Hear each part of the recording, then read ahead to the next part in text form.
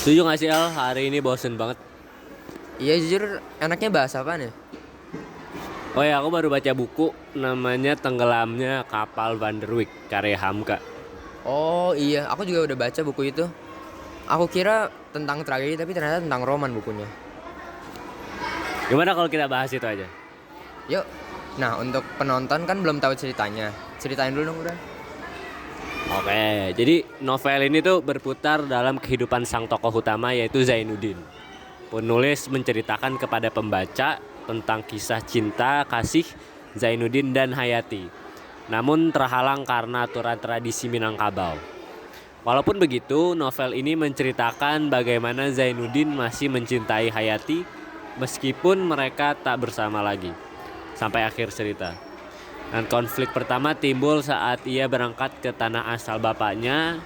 Ia merasa dipandang sebagai orang asing, orang Makassar.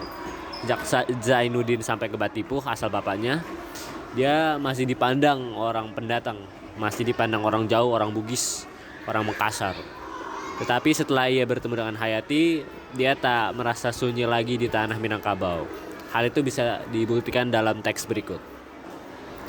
Nah, percintaan yang terlarang dengan aturan adat atau tradisi Zainuddin dan Hayati terpisahkan karena status sosial yang berbeda. Zainuddin yang dipandang sebagai orang sembarangan di hadapan Hayati, sedangkan Hayati sebagai anak bangsawan. Hal itu bisa dibuktikan sebagai kalimat berikut. Kisah cinta kasih Zainuddin dan Hayati yang berlatar di Minangkabau di awal abad 20 akan jauh berbeda dengan abad dini. Tetapi melalui novel ini kita bisa mengerti bahwa dalam sebuah kisah cinta akan ada halangan-halangan yang bisa memisahkan pasangan dalam sebuah hubungan tersebut. Dan tak hanya perbedaan aturan adat seperti dalam novel, pada masa hari ini ada kisah cinta dalam suatu hubungan bisa berpisah dikarenakan nilai-nilai moral, pendapat maupun agama. Nah, menurutku tema dari novel ini dapat disetujui banyak orang dikarenakan perbedaan pendapat dalam suatu hubungan percintaan adalah hal yang umum. Nah, untuk amanat dari cerita ini sendiri, menurut aku sih amanat yang ada dalam novel ini mencerminkan pandangan penulis mengenai cinta dan hubungan kita dengan seseorang yang kita sayangi. Walaupun kehidupan Zainuddin atau Hayati tidak mencerminkan kehidupan penulis secara persis, keteguhan mereka untuk menerima seseorang tanpa menghakimi latar hidupnya bisa mencerminkan pandangan penulis atas hal tersebut. Novel ini tidak menyampaikan pesan dan amanat secara eksplisit, namun ditunjukkan secara implisit melalui rangkaian peristiwa yang terjadi. Sebagai tokoh utama, amanat yang ingin disampaikan penulis tersirat pada masalah-masalah yang dihadapi Zainuddin dan Hayati selama hubungan mereka berjalan.